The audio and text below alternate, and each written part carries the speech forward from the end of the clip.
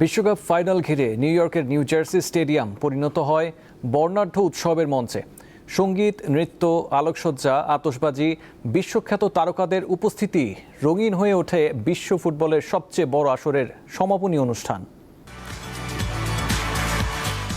বিশ্বকাপের ফাইনাল মঞ্চে এবার শুধু ফুটবলই নয়, ছিল হলিউড সঙ্গীত আর বৈশ্বিক বিনোদনেরও দারুণ মেলবন্ধন। 2026 ফিফা বিশ্বকাপের ফাইনালের সমাপনী আয়োজনে বিশেষ উপস্থিতির মাধ্যমে দর্শকদের মুগ্ধ করেছেন বিশ্বখ্যাত Hollywood superstar Tom Cruise. New ইয়র্কে নিউ জার্সি স্টেডিয়ামে আয়োজিত জাঁকজমকপূর্ণ সমাপনী অনুষ্ঠানে তার উপস্থিতির বিষয়টি আগেই নিশ্চিত ছিল, তবে তিনি কোনো সঙ্গীত পরিবেশন কিংবা নাচ করেননি। ফাইনালের আগে মঞ্চে একে একে পারফর্ম করেন রবি উইলিয়ামস, লরা পাউসিনি ও নিকোল শেরজিঙ্গার। তারা পরিবেশন করেন ফিফার অফিসিয়াল অ্যানথেম ডিজায়ার। এরপরই মঞ্চে আসেন টম ক্রুজ। নিজের আকর্ষণধর্মী ইমেজের বাইরে একেবারে শান্ত সংযত ভঙ্গিতে হাতে মাইক্রোফোন তুলে নেন এই তারকা। স্টেডিয়ামে উপস্থিত হাজারো দর্শক এবং বিশ্বের বিভিন্ন প্রান্তে টেলিভিশন ও অনলাইনের মাধ্যমে খেলা উপভোগ করা কোটি ফুটবল প্রেমীর উদ্দেশ্যে তিনি ঐক্য, শান্তি ও পারস্পরিক সম্প্রীতির বার্তা দেন।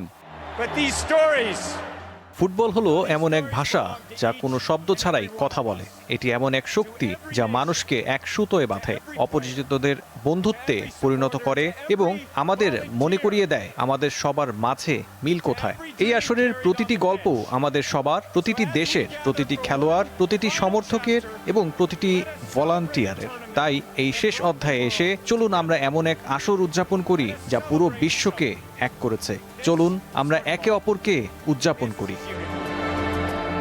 সমাপনী অনুষ্ঠানের সূচনা করেন জনপ্রিয় ইউটিউবার আইশো স্পিড। এরপর মঞ্চ মাতান যুক্তরাষ্ট্রের র্যাপার ও গায়ক পোস্ট ম্যালোন।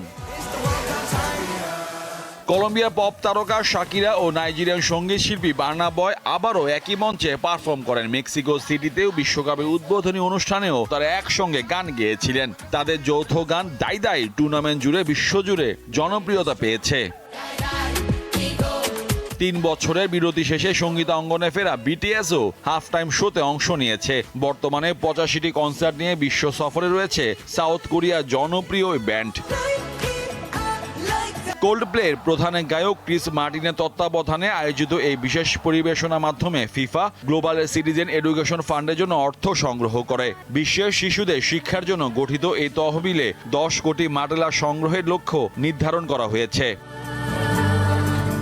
ফাইনাল দেখতে স্টেডিয়ামে 80,000-এর বেশি দর্শক, বিভিন্ন দেশে বিশিষ্ট ব্যক্তি ও তারকাদের উপস্থিতি ছিল। তাদের মধ্যে ছিলেন যুক্তরাষ্ট্রের প্রেসিডেন্ট ডোনাল্ড ট্রাম্প ও first lady Melania Trump. Mohammad Hasib, Deepto sports.